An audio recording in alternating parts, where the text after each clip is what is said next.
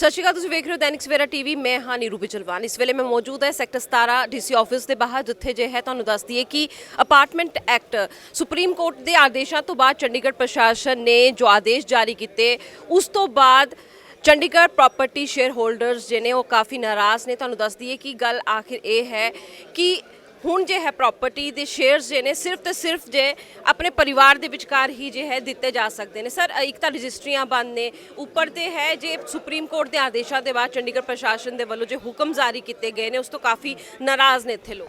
ਹਾਂਜੀ, ਬਿਲਕੁਲ ਨਾਰਾਜ਼ ਹਨ। ਮੇਰਾ ਕੇਸ ਇਹ ਹੈਗਾ ਕਿ ਮੈਂ ਮਿਸਟਰ ਪੰਕਜ ਮੋਹਨ ਮੇਰੇ ਨਾਲ ਖੜੇ ਹਨ। ਮੈਂ ਇਹਨਾਂ ਤੋਂ ਇੱਕ 30% ਸ਼ੇਅਰ ਪਰਚੇਜ਼ ਕੀਤਾ ਸੀਗਾ ਇਨ ਦਾ ਮੰਥ ਆਫ ਅਕਤੂਬਰ। ਅਸੀਂ ਐਗਰੀਮੈਂਟ ਵੀ ਕੀਤਾ ਸੀਗਾ, ਸੇਲ ਪਰਚੇਜ਼ ਐਗਰੀਮੈਂਟ। ਤਾਂ 90% ਪੇਮੈਂਟ ਵੀ ਮੈਂ ਇਹਨਾਂ ਨੂੰ ਦੇ ਚੁੱਕਿਆ, ਮੇਰੇ ਕੋਲ ਖੜੇ ਹਨ। ਤੇ ਇਹਨਾਂ ਦੀ ਸਮੱਸਿਆ ਇਹ ਸੀ, ਇੱਕ ਤਾਂ ਇਹਨਾਂ ਨੇ ਛੋਟਾ ਮਕਾਨ ਲੈ ਲਿਆ ਵੇਚ ਕੇ। ਜਿਹੜੀ ਮਾਰਜਨ ਮਨੀ ਸੀ, ਉਹ ਮਾਰਜਨ ਮਨੀ ਇਹਨਾਂ ਨੇ ਆਪਣੇ ਬੇਟੀ ਦੀ ਫੀਸ ਲਈ ਭੇਜਣੀ ਸੀ। ਤਾਂ ਉਹ ਅੱਜ ਤੱਕ ਜੋ ਹੁਣ ਉਹਨਾਂ ਨੇ ਡੀਸੀ ਸਾਹਿਬ ਜਾਂ ਐਡਮਿਨਿਸਟ੍ਰੇਸ਼ਨ ਵੱਲੋਂ ਜਿਨ੍ਹਾਂ ਵੱਲੋਂ ਵੀ ਰੋਕ ਲਗਾਈ ਗਈ, ਤਾਂ ਸਾਡਾ ਐਗਰੀਮੈਂਟ ਹੈ। ਦੇਖੋ 90% ਪੇਮੈਂਟ ਵੀ ਮੈਂ ਕਰ ਚੁੱਕਿਆ, ਇਹ ਵੀ ਅੱਗੇ ਆਪਣੀ ਪਰਚੇਜ਼ ਕਰ ਚੁੱਕੇ ਹਾਂ ਪ੍ਰਾਪਰਟੀ। ਠੀਕ ਹੈ, ਮਾਰਜਨ ਮਨੀ ਜਿਹੜੀ ਮੈਂ ਹੋਰ ਵੀ ਦੇਣੀ ਸੀ ਤਾਂ 90% ਤਾਂ ਮੈਂ ਦੇ ਚੁੱਕਿਆ। ਹੁਣ ਜਿਹੜਾ ਲਾਸਟ ਪੇਮੈਂਟ ਕਰਨੀ ਹੈ, ਤਾਂ ਉਹ ਪੇਮੈਂਟ ਮੈਂ ਤਾਂ ਕਰਨਾ ਚਾਹੁੰਦਾ ਕਿ ਵੀ ਜਦੋਂ ਰਜਿਸਟਰੀ ਹੋਏਗੀ, ਠੀਕ ਹੈ। ਤਾਂ ਹੁਣ ਇਹ ਵੀ ਵਿਚਾਰੇ ਫਸ ਗਏ ਆ ਇੱਥੇ ਕਿ ਵੀ ਇਹਨਾਂ ਦੀ ਮਨੀ ਮਿਲੇਗੀ ਤਾਂ ਬੇਟੀ ਨੂੰ ਫੀਸ ਭੇਜ ਪਾਉਣਗੇ। ਤਾਂ ਅੱਛਾ, ਹੁਣ ਇਹ ਹੈਗਾ ਕਿ ਦੇਖੋ ਡੇਟ ਆਫ ਰਜਿਸਟ੍ਰੇਸ਼ਨ ਪਹਿਲਾਂ ਅਸੀਂ 31 ਜਨਵਰੀ ਰੱਖੀ ਹੋਈ ਸੀ, ਫਿਰ ਚਲੋ ਵਿਦ ਦਾ ਮਿਊਚੁਅਲ ਕੰਸੈਂਟ ਅਸੀਂ ਐਕਸਟੈਂਡ ਕੀਤੀ, ਠੀਕ ਹੈ। ਪਰ ਉਹ ਜਿਹੜੀ ਅਸੀਂ ਡੇਟ ਐਕਸਟੈਂਡ ਕੀਤੀ ਉਹ ਵੀ ਨੇੜੇ 28 ਫਰਵਰੀ ਹੈ। ਦੱਸੋ ਹੁਣ ਅਸੀਂ ਕਿੱਥੇ ਜਾਵਾਂਗੇ, ਕੀ ਕਰਾਂਗੇ, ਜਦੋਂ ਇੱਕਦਮ ਇਹਨਾਂ ਨੇ ਬੈਨ ਲਗਾ ਦਿੱਤਾ। ਸਾਨੂੰ ਕੋਈ ਟਾਈਮ ਨਹੀਂ ਦਿੱਤਾ ਇਹਨਾਂ ਨੇ ਕਿ ਵੀ ਚਲੋ ਇੰਨਾ ਟਾਈਮ ਅਸੀਂ ਤੁਹਾਨੂੰ ਦਿੰਦੇ, ਇਹਦੇ ਅੰਦਰ ਅੰਦਰ ਤੁਸੀਂ ਕਰ ਲਓ ਜੋ ਕਰਨਾ ਹੈਗਾ। ਬਿਲਕੁਲ ਵੀ ਨਹੀਂ, ਇੱਕਦਮ ਬੰਦ ਕਰ ਦੇਣਾ ਤਾਂ ਬਹੁਤ ਗਲਤ ਗੱਲ ਹੈ। ਔਰ ਸ਼ੇਅਰ ਹੋਲਡਿੰਗ ਦੇ ਵਿੱਚ ਦੇਖੋ ਪੂਰਾ ਚੰਡੀਗੜ੍ਹ, ਅੱਧਾ ਚੰਡੀਗੜ੍ਹ ਵਿਕਿਆ ਹੋਇਆ ਹੈਗਾ, ਕਮ ਸੇ ਕਮ ਅੱਧਾ ਚੰਡੀਗੜ੍ਹ ਵਿਕ ਚੁੱਕਿਆ। ਉਹ ਕਿੱਥੇ ਜਾਣਗੇ? ਕਿਸੇ ਦੀ ਕੋਈ ਨੀਡ ਹੈ। ਤੁਸੀਂ ਕਹਿ ਰਹੇ ਹੋ ਅੱਧਾ ਚੰਡੀਗੜ੍ਹ, ਤੇ ਅਗਰ ਚੰਡੀਗੜ੍ਹ ਦੇ ਆਪਾਂ ਗੱਲ ਕੀਤੀ, ਕਿੰਨੇ ਕੁ ਲੋਕ ਇੱਥੇ ਵਸਨੀਕ ਨੇ? ਤੁਹਾਨੂੰ ਲੱਗਦਾ ਕਿੰਨੇ ਕੁ ਲੋਕ ਪ੍ਰਭਾਵਿਤ ਜਾਂ ਫਿਰ ਪਰਿਵਾਰ ਪ੍ਰਭਾਵਿਤ ਹੋਣਗੇ? 90% ਲੋਕ ਇੱਥੇ ਪ੍ਰਭਾਵਿਤ ਹੈ ਜੀ। 90%। ਹਾਂਜੀ, क्योंकि जे कोई बंदा समझे ना भी मेरा 100% शेयर है, तो वो भी ये ना समझे भी ये तो बच जाएगा। क्यों? क्योंकि आने वाली उन्होंने पीढ़ी जे बच्चे होंगे तो उन्होंने विच डिवाइड होएगा, तो किसी ने शेयर अपना बेचना, वो बेच नहीं सकता, वो भी प्रभावित है। ਤੁਹਾਨੂੰ ਕੀ ਲੱਗਦਾ ਇਸ ਦੇ ਪਿੱਛੇ ਮਨਸ਼ਾ ਕੀ ਰਹੀ ਹੋ? ਮਨਸਾ ਇਹਨਾਂ ਦੀ ਬੈਡ ਮਨਸਾ, ਇਹਨਾਂ ਨੂੰ ਪਤਾ ਹੀ ਨਹੀਂ। ਮੇਰੇ ਹਿਸਾਬ ਨਾਲ ਤਾਂ ਇਹਨਾਂ ਨੂੰ ਪਤਾ ਹੀ ਨਹੀਂ ਵੀ ਇਹ ਰੂਲਸ ਐਂਡ ਰੈਗੂਲੇਸ਼ਨ, ਇਹ ਨੈਚੁਰਲ ਜਸਟਿਸ ਦੇ ਉੱਤੇ ਅਟੈਕ ਹੈ। ਇਹ ਟੋਟਲੀ ਨੈਚੁਰਲ ਜਸਟਿਸ ਦੇ ਉੱਤੇ ਅਟੈਕ ਹੈ। ਆਪਣਾ ਚੰਡੀਗੜ੍ਹ ਐਡਮਿਨਿਸਟ੍ਰੇਸ਼ਨ ਨੂੰ ਰੈਵਨਿਊ ਦਿੱਤਾ ਹੈ, ਪ੍ਰਾਪਰਟੀ ਖਰੀਦੀ ਹੈ। ਆਈ ਹੈਵ 50% ਸ਼ੇਅਰ ਆਫ, ਮਤਲਬ 317 ਹਾਊਸ ਹੈ, 21 ਸੈਕਟਰ ਦੇ ਵਿੱਚ। ਆਈ ਕਾਂਟ ਸੇਲ, ਮੈਂ ਵੇਚਣਾ ਚਾਹੁੰਦਾ। ਕਿੱਥੇ ਜਾਈਏ? ਚੰਡੀਗੜ੍ਹ 'ਚ ਆਏ ਹਾਂ, ਬਠਿੰਡਾ ਤੋਂ ਪੰਜਾਬ 'ਚੋਂ ਸ਼ਿਫਟ ਕੀਤਾ। ਇਹ ਕੀ ਕਾਨੂੰਨ ਹੋ ਗਿਆ? ਇਹ ਤਾਂ ਕੋਈ ਕਾਨੂੰਨ ਨਹੀਂ ਹੈ ਨਾ ਵੀ ਪ੍ਰਾਪਰਟੀ ਹੈ, ਮੈਂ ਮਾਲਕ ਹੈ ਨਹੀਂ, ਵੇਚ ਨਹੀਂ ਸਕਦਾ, ਉਹਨੂੰ ਰੱਖੂਗਾ ਕਿੱਥੇ? ਰੱਖ ਲੂੰਗਾ। ਇਹ ਤਾਂ ਕੋਈ ਤਰੀਕਾ ਨਹੀਂ ਨਾ ਜੀ। ਇਸ ਕਰਕੇ ਰੋਸ ਹੈ। ਆ ਮੈਂ ਦੇਣ ਆਇਆ ਐਪਲੀਕੇਸ਼ਨ, ਉੱਥੇ ਧੱਕੇ ਖਾ ਰਹੇ, ਐਪਲੀਕੇਸ਼ਨ ਵੀ ਨਹੀਂ ਲੈ ਰਹੇ। ਤਾਂ ਤੁਸੀਂ ਚਾਹੁੰਦੇ ਕਿਉਂ ਕੀ ਹੋਣਾ ਮੇਰੇ ਚਾਹੀਦਾ? ਕੋਲ 50% ਸ਼ੇਅਰ ਹੈ ਜੀ ਪ੍ਰਾਪਰਟੀ ਦਾ, ਕਾਗਜ਼ ਹੈਗੇ ਆ, ਪ੍ਰੋਪਰਟੀ ਰਜਿਸਟਰੀ ਕਰਾ ਲਈ, ਰੈਵਨਿਊ ਦੇਤਾ, ਮੈਂ ਮਾਲਕ ਹੈਗਾ, ਮੈਂ ਹੈਗਾ ਮਾਲਕ।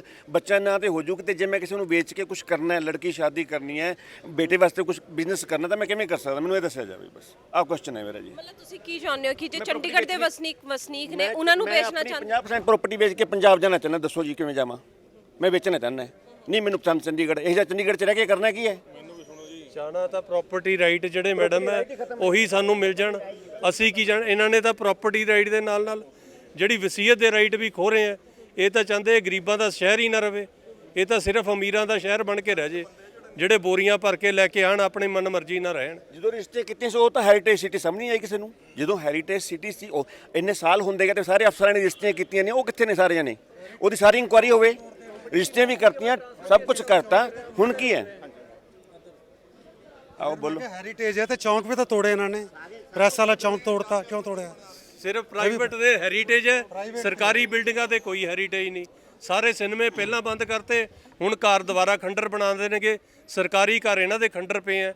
ਜੇ ਤੁਸੀਂ ਜਾ ਕੇ ਦੇਖੋ, ਉੱਥੇ ਚੋਰ ਚੱਕ ਕੇ ਰਾਤ ਨੂੰ ਵਾਸ ਕਰਦੇ ਆ। ਜਿਹੜੇ ਸਾਡੇ ਵਰਗਿਆਂ ਦੇ ਗਰੀਬਾਂ ਦੇ ਘਰ ਹੈ, ਉਹ ਵੀ ਇਹ ਖੰਡਰ ਬਣਾਉਣਾ ਚਾਹੁੰਦੇ ਆ। ਮੈਡਮ, ਮੇਰਾ ਇੱਕ ਬਹੁਤ ਵੱਡਾ ਕੁਐਸਚਨ ਹੈ ਕਿ ਇਸ ਲਾਅ ਦੇ ਜਿਹੜਾ ਇਹਨਾਂ ਨੇ ਨਵਾਂ ਲਾਅ ਕੱਢਿਆ, ਇਹਦੇ ਮੁਤਾਬਿਕ ਜਿਹੜੀ ਪ੍ਰਾਪਰਟੀ ਹੈ ਉਹ ਲੀਗਲ ਹਾਇਰਸ ਦੇ ਨਾਮ ਹੀ ਜਾਏਗੀ। ਜੇ ਕਿਸੇ ਦੇ ਬੱਚਾ ਨਹੀਂ ਹੈਗਾ, ਉਹ ਕੀ ਕਰੇ? ਪਹਿਲੇ ਬੱਚਾ ਕਰੇ ਪ੍ਰਾਪਰਟੀ ਨੂੰ ਸੇਵ ਕਰਨ ਲਈ। ਤੁਸੀਂ ਮੈਨੂੰ ਸਿਰਫ ਇਹ ਕਾਨੂੰਨ ਜਿਹੜੇ ਅੰਦਰ ਬੈਠ ਕੇ ਮਿਨਿਸਟਰ ਜਿਹੜੇ ਅਫਸਰ ਕੁਝ ਵੀ ਕਰ ਰਹੇ ਨੇ, ਆਪਣੀ ਧੱਕਾਸ਼ਾਹੀ ਕਰ ਰਹੇ ਨੇ, ਇਹ ਕੋਈ ਲਾਅ, ਕੋਈ ਕਨਸਟੀਟਿਊਸ਼ਨ ਲਾਅ ਨਹੀਂ ਕਹਿੰਦਾ ਕਿ ਤੁਸੀਂ ਕਿਸੇ ਦਾ ਸ਼ੇਅਰ ਟ੍ਰਾਂਸਫਰ ਕਰਨ ਤੋਂ ਰੋਕ ਸਕਦੇ ਹੋ। ਹੁਣ ਜਿਹਦੀ ਕੋਈ ਔਲਾਦ ਨਹੀਂ ਹੈਗੀ ਉਹ ਕੀ ਕਰੇਗਾ, ਕਿੱਥੇ ਗਿਆ, ਉਹਦੀ ਪ੍ਰਾਪਰਟੀ ਕੌਣ ਖਾਏਗਾ? ਇਹ ਐਡਮਿਨਿਸਟ੍ਰੇਸ਼ਨ ਖਾਏਗਾ। ਇਹ ਧੱਕਾਸ਼ਾਹੀ ਹੈਗੀ ਹੈ, ਇਹਨੂੰ ਰੋਕਿਆ ਜਾਏ ਔਰ ਜਿਹੜੇ ਸ਼ੇਅਰ ਸਿਸਟਮ ਹੈਗਾ ਉਹਨੂੰ ਸਟਾਰਟ ਕੀਤਾ ਜਾਏ। ਜੇ ਨਵੀਂ ਐਸਓਪੀ ਆਈ ਹੈ ਉਸ ਦੇ ਵਿਚਕਾਰ ਹੋਰ ਕੀ ਪ੍ਰੋਬਲਮ? ਮੈਮ ਉਸ ਐਸਓਪੀ ਚ ਉਹਨਾਂ ਨੇ ਕਿੱਥੇ, ਤੁਸੀਂ ਸੁਪਰੀਮ ਕੋਰਟ ਦਾ ਆਰਡਰ ਪੜ੍ਹੋਗੇ ਤੇ ਕਿੱਥੇ ਨਹੀਂ ਮੈਂਸ਼ਨ ਹੈਗਾ ਕਿ ਇਸ ਚ ਤੁਸੀਂ ਸ਼ੇਅਰ ਟ੍ਰਾਂਸਫਰ ਨਹੀਂ ਕਰ ਸਕਦੇ। ਇੱਥੇ ਇਹਨਾਂ ਨੇ ਬਿਨਾਂ ਪੜ੍ਹੇ, ਇੱਥੇ ਜਿਹੜੇ ਵੀ ਅਫਸਰ ਆਉਂਦੇ ਆ ਆਪਣਾ ਟਾਈਮ ਪਾਸ ਕਰਨ ਆਉਂਦੇ ਆ, 3 ਸਾਲ ਦੀ ਡੈਪੂਟੇਸ਼ਨ ਤੇ ਆਉਂਦੇ ਆ, ਉਹਨਾਂ ਨੂੰ ਕੋਈ ਮਤਲਬ ਨਹੀਂ ਹੈ ਸ਼ਹਿਰ ਦਾ ਅੱਛਾ ਕਰਨਾ ਕਿ ਮਾੜਾ ਕਰਨਾ। ਜੋ ਸਮਝ ਆਉਂਦਾ ਆਪਣੀ ਮਰਜ਼ੀ ਨਾਲ, ਮਨ ਮਰਜ਼ੀ ਨਾਲ ਕਰੀ ਜਾਂਦੇ ਆ। ਇਹ ਸ਼ਹਿਰ ਦੇ ਲੋਕਾਂ ਦੀ ਆਵਾਮ ਹੈ, ਇਹਨਾਂ ਦੀ ਇੱਥੇ ਪ੍ਰਾਪਰਟੀ ਹੈ, ਇਹਦਾ ਹੱਲ ਕੀਤਾ ਜਾਏ। ਹਰ ਸ਼ੇਅਰ ਹੋਲਡਰ, ਚਾਹੇ ਉਹ 1% ਦਾ ਹੈ ਚਾਹੇ ਉਹ 100% ਦਾ ਹੈ, ਉਸ ਸ਼ੇਅਰ ਦਾ ਟ੍ਰਾਂਸਫਰ ਓਪਨ ਕੀਤਾ ਜਾਏ ਜਲਦੀ ਤੋਂ ਜਲਦੀ, ਨਹੀਂ ਤਾਂ ਜਨਤਾ ਬਹੁਤ ਐਗਰੈਸਿਵ ਹੋਣ ਵਾਲੀ ਹੈ। ਸੁਪਰੀਮ ਕੋਰਟ ਨੇ ਜੇ ਐਸਓਪੀ ਦਿੱਤੀ ਉਸ ਦੇ ਵਿਚਕਾਰ ਸ਼ੇਅਰਸ ਤਾਂ ਮੈਂ ਦੱਸਦਾ ਜੀ, ਮੇਰਾ ਨਾਮ ਬਿਕਰਮਜੀਤ ਸਿੰਘ ਆ। ਮੈਂ 2015 ਚ 3087 ਨੰਬਰ ਸੈਕਟਰ 21D ਚ ਇੱਕ 20% ਰਾਈਟ ਖਰੀਦਾ ਸੀ ਆਪਣੇ ਘਰ ਬਣਾਉਣ ਵਾਸਤੇ ਜੀ। ਬੈਂਕ ਤੋਂ ਲੋਨ ਲੈ ਕੇ ਮੈਂ ਉਹ ਘਰ ਖਰੀਦਾ ਆ। 30,000 ਰੁਪਇਆ ਮੈਂ ਕਿਸ਼ਤ ਭਰਦਾ ਹਾਂ, ਮੈਨੂੰ ਸੁਣ ਲਓ ਜੀ ਜਰਾ। ਤੇ 30,000 ਰੁਪਇਆ ਮੈਂ ਕਿਰਾਇਆ ਦੇਣਾ ਜਿੱਥੇ ਰਹਿਣਾ ਮੈਂ। ਮੇਰੇ ਕੋਲ ਪੈਸਿਆਂ ਦਾ ਇੰਤਜ਼ਾਮ ਨਹੀਂ ਸੀ, ਮੈਂ ਘਰ ਨਹੀਂ ਬਣਾਇਆ, ਮੈਂ ਲੈ ਲਿਆ ਚ ਬਣਾ ਲੂੰਗਾ ਜੀ।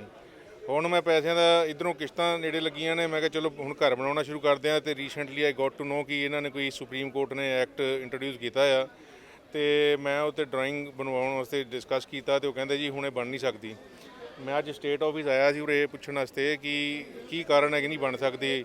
ਉਹਨਾਂ ਨੇ ਮੈਨੂੰ ਕਿਹਾ ਜੀ ਇਸੀ ਚੱਕਰ 'ਚ ਧਰਨਾ ਲੱਗਾ ਆ, ਇੱਥੇ ਲੋਕੀ ਇਕੱਠੇ ਹੋਏ ਆ, ਤੁਸੀਂ ਵੀ ਜਾਓ ਉੱਥੇ।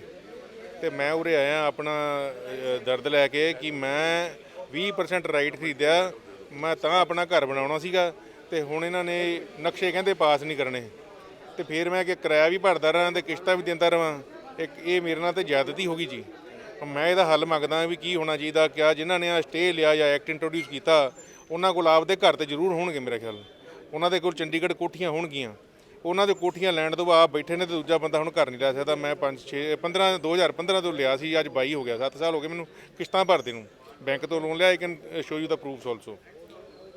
ਮੇਰਾ ਇਹ ਮੁੱਦਾ ਆ। ਮੇਰਾ ਇਹਦਾ ਹੱਲ ਜੇ ਜਿਹੜੇ ਲੋਕ ਸੁਣਦੇ ਆ, ਦੇਖਦੇ, ਜਿਨ੍ਹਾਂ ਨੇ ਐਕਟ ਬਣਾਇਆ ਹੈ, ਦੇ should sort it out this issue. ਕਿਵੇਂ ਲੱਗਦਾ ਤੁਹਾਨੂੰ ਕਿ ਹੱਲ ਕੀ ਹੋ ਸਕਦਾ ਹੈ, ਕਿਉਂਕਿ ਤੁਸੀਂ ਸਰਕਾਰੀ ਦਰਵਾਜ਼ੇ ਖਟਖਟਾ ਰਹੇ ਹੋ? ਥਿੰਕ ਕਰਨਾ ਚਾਹੀਦਾ ਜੀ। ਇਹ ਕੋਈ ਐਡਾ ਛੋਟਾ ਮਸਲਾ ਤਾਂ ਹੈ ਨਹੀਂ, ਬਹੁਤ ਬੜਾ ਮਸਲਾ ਹੈ। ਇੰਨੇ ਜਾਣੇ ਅਫੈਕਟਡ ਹੈ ਵੀ ਇੱਕ ਆਰਡਰ ਕਰ ਦੇਣਾ, ਐਸਓਪੀ ਦੇਤੀ, ਉਸ ਤੋਂ ਬਾਅਦ ਕਹਤਾ ਵੀ ਜਦੋਂ ਹੈਰੀਟੇਜ ਕਮੇਟੀ ਰਿਪੋਰਟ ਕਰੇਗੀ ਫਿਰ ਅਮੈਂਡ ਕਰ ਦਿਆਂਗੇ। ਇੱਕ ਟੈਂਪਰੇਰੀ ਸਾਰਾ ਕੁਝ ਬੰਦ ਕਰਤਾ ਤਾਂ ਜੋ ਜਦ ਗੱਲਬਾਤ ਹੋਵੇਗੀ ਉਸ ਤੋਂ ਬਾਅਦ ਅਮੈਂਡਮੈਂਟ ਕਰਨ ਦੀ ਅਮੈਂਡਮੈਂਟ ਆਏਗੀ। We are waiting. ਮਤਲਬ ਉਹ ਚੱਲ ਰਿਹਾ ਕੰਮ, ਬਸ ਠੀਕ ਹੈ। ਨਹੀਂ, ਪਰ ਸਵਾਲ ਪਤਾ ਕੀ ਹੈ, ਜਿਹੜਾ ਬੰਦਾ ਸੀਨੀਅਰ ਹੈ ਉਹ ਮਰ ਜਾਏਗਾ, ਉਹਦੇ ਪਿੱਛੋਂ ਕਰੋਗੇ ਤੁਸੀਂ ਕਿ ਉਹਦੇ ਜਿੰਦੇ ਜੀ ਕਰੋਗੇ? ਬੰਦਾ ਜਿੰਦਾ ਪਿਆ, ਤੁਸੀਂ ਫਟਾਫਟ ਬਣਾ ਐਕਸ਼ਨ ਲਓ। ਉਹ ਸਰਕਾਰ ਉਤੋਂ ਆਰਡਰ ਕਰੀ ਜਾਂਦੀ ਹੈ, ਇਹ ਕਰਦੇ ਕੁਝ ਨਹੀਂ ਹੈ। ਵਿਚਾਰੇ 75% ਵਿਚਾਰੇ ਸੀਨੀਅਰਸ ਹੈ, ਹੁਣ ਉਹਨਾਂ ਦਾ ਤੁਸੀਂ ਕੀ ਹੱਲ ਕਰੋਗੇ? ਅੱਜ ਜਿਹਦਾ 100% ਸ਼ੇਅਰ ਹੈ, ਜਿਹਦਾ ਅੱਜ 100% ਹੈ, 3 ਪੀੜ੍ਹੀ ਬਾਅਦ ਤਾਂ ਦਾਦਾ ਹੀ ਚੇਂਜ ਹੋ ਜਾਏਗਾ। ਜਦੋਂ ਦਾਦਾ ਚੇਂਜ ਹੋ ਗਿਆ ਫਿਰ ਕਿੱਥੇ ਜਾਏਗੀ ਪ੍ਰॉपर्टी, किस तरह सेफ होएगी? और ये आउट ऑफ फैमिली विल नहीं कर रहे हैं, यानी कि आप अपनी फैमिली में ही विल कर सकते हो। जो बच्चे आजकल अपने माँ बाप के लिए कुछ नहीं कर रहे, मजबूरी है उनकी, उन्हीं को विल करनी पड़ेगी। आप आउट ऑफ फैमिली विल नहीं कर सकते। कोई बाहर का बंदा आपके लिए कोई हेल्प करता है, बाहर से कोई लगता है, उसके नाम आप विल नहीं कर सकते। आपको अपने बेटे बच्चों के नाम पे ही विल करनी पड़ेगी। वो यूएस हैं, अमेरिका कहीं बैठे हैं, उन्हीं के नाम पे विल करनी पड़ेगी। वो भी नहीं बेच सकते, वो भी नहीं बेच नहीं। उनको बच्चों को ये पता है कि ये अगर हमारे फादर विल भी नहीं करते या बच्चे हमारे विल नहीं करते, ये प्रॉपर्टी इंटर से डेथ में हमें, डेथ के बाद हमें ही आनी है, किसी और के पास नहीं जाएगी। पेरेंट्स के लिए कुछ करो ना करो, बंद हो जाएगी। वो जो शेयर है, शेयर तो बेच नहीं सकेंगे ना, पूरी कोठी बेच सकते हैं, शेयर नहीं बेच सकते। माँ बाप की सेवा बंद हो जाएगी, पूरी कोठी बेच सकते हैं, शेयर नहीं बेच सकते। ਇਹਨਾਂ ਦੀ 60 ਦੀ ਉਮਰ ਹੈ, ਮੇਰੀ 77 ਦੀ ਉਮਰ ਹੈ, ਕਦੋਂ ਇਹ ਫੈਸਲਾ ਕਰਨਗੇ ਇਹ ਦੱਸੋ ਨਾ। ਇਹ ਤਾਂ ਕਮ ਸੇ ਕਮ ਪਤਾ ਲੱਗਣਾ ਚਾਹੀਦਾ। ਤੁਸੀਂ ਹੈਰੀਟੇਜ ਕਮੇਟੀ ਬਣਾ ਦਿੱਤੀ, ਉਹਦੀ ਮੀਟਿੰਗ ਕਦੋਂ ਕਰੋਗੇ? ਇਨਡੈਫੀਨਿਟ ਹੈ। 2 ਸਾਲ ਪਹਿਲਾਂ, ਹੁਣ 2 ਸਾਲ ਦੇ ਬਾਅਦ ਇਹਦਾ ਕਿਉਂ ਕੀਤਾ? ਇਹਦਾ ਮਤਲਬ ਕੁਝ ਗੜਬੜ ਹੈ, ਕੁਝ ਸਮਥਿੰਗ ਇਜ਼ ਰੋਂਗ। ਤੁਹਾਨੂੰ ਦੱਸ ਦਈਏ ਕਿ ਡੀਸੀ ਆਫਿਸ ਦੇ ਬਾਹਰ ਜੇ ਹੈ ਇਹ ਲੋਕ ਕਾਫੀ ਮਾਤਰਾ ਦੇ ਵਿਚਕਾਰ ਇੱਥੇ ਪਹੁੰਚੇ ਨੇ ਤੇ ਲਗਾਤਾਰ ਪ੍ਰਦਰਸ਼ਨ ਵੀ ਕਰ ਰਹੇ ਨੇ। 2-3 ਵਾਰ ਬਲੈਕ ਡੇ ਵੀ ਬਣਾ ਚੁੱਕੇ ਨੇ। ਲੇਕਿਨ ਸਭ ਤੋਂ ਵੱਡੀ ਗੱਲ ਹੈ ਕਿ ਇਹਨਾਂ ਦਾ ਕਹਿਣਾ ਕਿ ਅਗਰ ਬੱਚੇ ਇਹਨਾਂ ਦੀ ਸੁਣਵਾਈ ਨਹੀਂ ਕਰਦੇ, ਜੇ ਪ੍ਰਾਪਰਟੀ ਹੈ ਅਗਰ ਉਹ ਬੱਚਿਆਂ ਨੂੰ ਨਹੀਂ ਦੇਣਾ ਚਾਹੁੰਦੇ, ਕਿਸੇ ਹੋਰ ਨੂੰ ਦੇਣਾ ਚਾਹੁੰਦੇ ਜਾਂ ਫਿਰ ਵੇਚਣਾ ਚਾਹੁੰਦੇ ਨੇ ਤੇ ਉਹ ਕਿੱਥੇ ਜਾਣ? ਕਿਉਂਕਿ ਚੰਡੀਗੜ੍ਹ ਪ੍ਰਸ਼ਾਸਨ ਦੇ ਵੱਲੋਂ ਕਿਹਾ ਗਿਆ ਹੈ ਕਿ ਹੈਰੀਟੇਜ ਕਮੇਟੀ ਦੀ ਬੈਠਕ ਤੋਂ ਬਾਅਦ ਅਮੈਂਡਮੈਂਟਸ ਹੋਰ ਹੋ ਸਕਦੀਆਂ ਨੇ। ਉਹ ਕਿਸ ਤਰ੍ਹਾਂ ਦੀ ਹੋਣਗੀਆਂ ਇਹ ਤਾਂ ਵਕਤ ਹੀ ਦੱਸੂਗਾ। ਕੈਮਰਾਮੈਨ ਦੀਪਕ ਦੇ ਨਾਲ ਨੀਰੂ ਬਿਚਲਵਾਨ, दैनिक सवेरा टीवी।